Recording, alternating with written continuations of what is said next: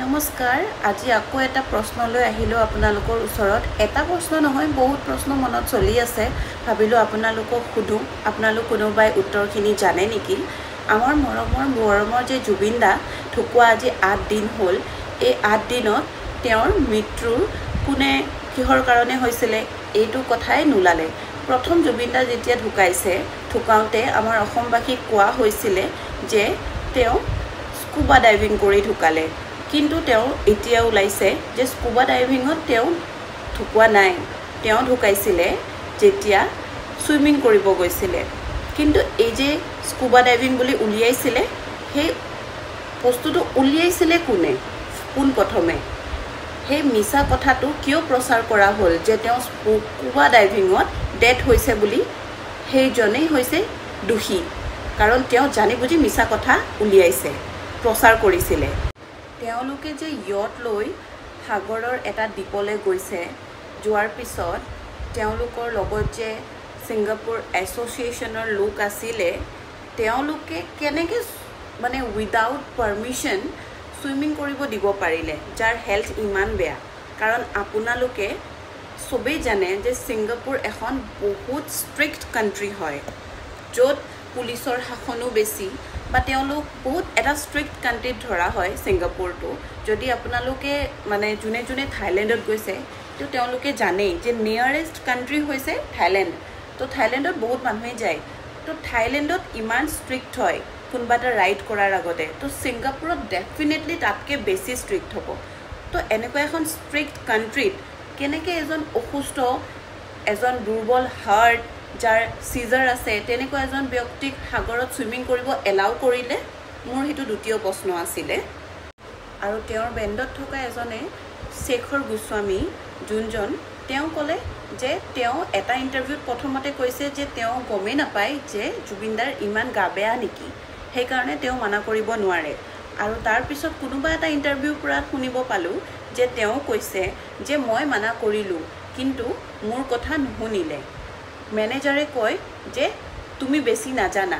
যদি মেনেজাৰে কয় তুমি বেছি নাজানা তেন্তে তুমি যদি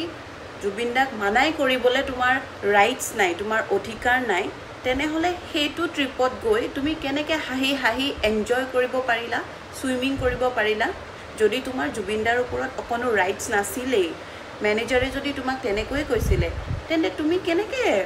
গৈ ইয়টত তেওঁলোকৰ লগত নিজে গৈ ফূৰ্তি কৰি এনজয় কৰি হাঁহি সুইমিং কৰি আছা ভিডিঅ'ত দেখা মতেতো তুমি হাঁহি সুইমিং কৰি আছা জুবিনদাতকৈ প্ৰথমে তুমি সাগৰত নামিছা কেনেকৈ তাৰপিছত আহি গ'ল জুবিন গাৰ্গৰ মেনেজাৰ আৰু শ্যাম কানু নামৰ মানুহজন এই দুজন মানুহ যেতিয়া আজি 8 দিন হ'ল আজি 8 দিনত আমাৰ অসম পুলিচ হওক বা অসমৰ CBI হওক কোনেও 8 দিনত দুজন মানুহক ধৰি বিচাৰি উলিয়াব কেলে পৰা নাই কিছুমানৰ মতেতো শুনিছোঁ তেওঁ গুৱাহাটীত আছে মানে মেনেজাৰৰ কথা কৈছোঁ আৰু কিছুমানৰ মতে শুনিছোঁ তেওঁ শ্বিলঙত আছে আৰু শ্বিলঙত থকা ইনফৰমেশ্যনটো জুবিন গাৰ্গ তাৰ লগত যোনে পাৰফৰ্ম কৰিছিলে যাৰ নামটো জুবিন গাৰ্গ দাই কলি বুলি কৈছিলে সেই বাগৰাকীয়ে কৈছে যে তেওঁলোকে ভিতৰুৱাকৈ গম পাইছে যে তেওঁ মেঘালয়ত আছে 5 দিনাখনৰ পৰাই মেঘালয়ত আছে আজি 8 নম্বৰ দিন তেনেহ'লে আমাৰ অসমৰ পুলিচে বা CBI কিয় তেওঁলোক দুজনক আজিলৈকে ধৰি উলিয়াব পৰা নাই তাৰপিছত আহি গ'ল পোষ্টমৰ্টম যেতিয়া ছিংগাপুৰত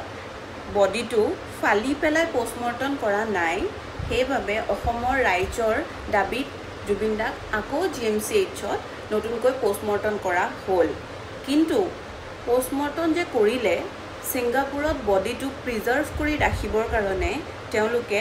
ফৰ্মেলিটি হাইড বোলা এটা কেমিকেল ইউজ কৰিছিলে যোনটো জুবিনদাৰ গাৰ ছালটো টাইট কৰি ৰাখিব আৰু প্ৰিজাৰ্ভ কৰি ৰাখিব যাতে তেওঁৰ বডিটো পচি নাযায় বা তেনেকুৱা ক'ব পাৰি যাতে বেয়া হৈ নাযায় সেইকাৰণে বহুত দিনলৈ যাতে তেওঁক প্ৰিজাৰ্ভ কৰিব পাৰোঁ আমি তাৰ কাৰণে ফৰ্মেলিটি হাইড বোলা এটা কেমিকেল ইউজ কৰা হৈছে কিন্তু ফৰ্মেলিটি হাইড কেমিকেল ইউজ কৰাৰ পিছত বডিত কোনো বস্তু চাব নোৱাৰি মানে যদি ড্ৰাগছ ইয়া কেমিকেল কিবা পয়জন বা মদ এইবোৰ বস্তু চাব নোৱাৰি কাৰণ ফৰ্মেলিটি হাইডে ফৰ্মেলটিহাইড কেমিকেলে এইবোৰ বস্তু ডিটেক্ট কৰিব নোৱাৰি তাৰ কাৰণে এতিয়া হৈছে যে GMCHত কিভাৱে ফৰ্মেলটিহাইড ইউজ কৰা এটা বডিত পোষ্টমৰ্টম কৰিব পাৰিলে আৰু সেই পোষ্টমৰ্টমটোৰ পৰা কি ধৰাত পৰিলে নতুনকৈ এটা শেখৰ গোস্বামীৰ ভিডিঅ' এটা আপলোড হ'ল তাতে আকৌ গম পালোঁ যে জুবিন দা যেতিয়া বেহুচ হৈ গৈছিলে তেতিয়া তেওঁৰ নাকৰ পৰা আৰু মুখৰ পৰা বোলে বগা বগা কিবা ওলাইছিলে আৰু সেই তাৰে স্মেল আছিলে বিয়েৰ এটা খাইছিলে তেওঁ আৰু গাহৰি মাংস খাইছিলে সেইবাবে বিয়েৰৰ গোন্ধ পাইছিলে তো সেই বগা বগা বস্তুটো কি ওলাল যদি কিবা কোনোবাই ইউজ কৰিছে বা তেওঁৰ যদি মানে এলকহলৰ পৰিমাণটো বডিত বেছি হৈছে তে ছিংগাপুৰৰ কিয় নোলালে পোষ্টমৰ্টমত সেইবোৰ কথা যে তেওঁৰ এলকহলৰ তাতেতো একো ওলোৱা নাই যে তেওঁৰ বডিত এলকহলৰ পৰিমাণ বেছিও হ'ব পাৰে যাৰ কাৰণে তেওঁৰ মানে বস্তু মুখেদি ওলাই আহিছে নাকে মুখে তেনেকুৱাটো ছিংগাপুৰৰ পোষ্টমৰ্টমত একো ওলোৱা নাই আৰু আমি অসমবাসীৰ ৰাইজে সবে নিজেই কৈছোঁ যে সিজাৰ আছিলে তেওঁ পানীত গৈছে সেইবাবে তেওঁৰ এটেক আহিলে চাগে এইবোৰ কৈছোঁ কিন্তু ছিংগাপুৰ পোষ্টমৰ্টমৰ ৰিপৰ্টততো তেওঁৰ ডুবি পেলাই ডেথ হোৱা বুলিয়ে ওলাইছে তেওঁৰ যে সিজাৰ এটেক আহি ডেথ হ'ল সেইটোতো পোষ্টমৰ্টমৰ ৰিপৰ্টত লিখা নাই বহুতে বহুত কথা কৈছে বহুতে বহুত ভিডিঅ' বনাইছে বহুতে জুবিনদাৰ বিষয়ে বহুত বেয়াকৈ কৈছে কিন্তু অসমবাসীৰ ৰাইজে তেওঁলোকক গৈ কাণত ধৰাইছে চৰ মাৰিছে বহুত পুলিচক দিছে বহুত বেয়া ব্যৱহাৰ কৰিছে সেইবোৰ কৰিছে কিন্তু অসমবাসীৰ ৰাইজে এটা কথা কওক যে জুবিনদা যে হত্যাকাৰী যোনে হত্যা কৰিছে বা যাৰ প্লেন আছিলে বা যাৰ মানে ইৰেছপন্সিবিলিটি বুলি ক'ব পাৰি যাৰ মানে ইৰেছপন্সিবলৰ কাৰণে জুবিনদা আমাৰ মাজত আজি নাই যোন দুজন হৈছে সিদ্ধাৰ্থ এণ্ড শ্যামকানু এই দুজন মানুহক আজি 8 দিনে ধৰি আমাৰ অসমৰ পুলিচ সেৱা বা আমাৰ অসমৰ CBIক দিয়া বুলি কৈছে কেছটো তেওঁলোকে কিয় ধৰিব পৰা নাই 8 দিন লাগে নেকি দুজন মানুহক বিচাৰি উলিয়াব কাৰণে সেই দুজন মানুহৰ কন্টেক্ট লিষ্টত যোন আছিলে তেওঁলোকৰ কল লিষ্টত সবকে ফোন কৰক তেওঁলোক কোড আছে তেওঁলোকক ট্ৰেক কৰিবলৈ চেষ্টা কৰক তেওঁলোক যদি দিল্লীত আছে বুলি কোনোবাই কোৱা মতে তেওঁলোক দিল্লীত দেখা পোৱা বুলি কৈছিলে এবাৰ কিন্তু তেওঁলোক দিল্লীতে থাকক বা মেঘালয়তে থাকক সেই ঠাইৰ পুলিচ সেৱাৰ লগত যোগাযোগ কৰি তেওঁলোক দুজনক বিচাৰি উলিওৱা আজি 8 দিনলৈকে বিচাৰি উলিয়াব কেলে পৰা নাই কাৰণ অসমৰ 195 কাণ্ট্ৰিজৰ ভিতৰত 114 কাণ্ট্ৰিজে জুবিনদাক চিনি পায় আৰু 114খন কাণ্ট্ৰিজত জুবিনদাৰ কথা তেওঁলোকে শুনিছে চাইছে বা জুবিনদাক মৰম জনাইছে 114 কাণ্ট্ৰিজৰ পৰা মানুহে তো তেওঁলোকৰ পুলিচ সেৱাই নিশ্চয় হেল্প কৰিব অসম পুলিচক বা অসম CBI তো এই দুজন মানুহক বিচাৰি উলিয়াব আজিলৈকে কিয় পৰা নাই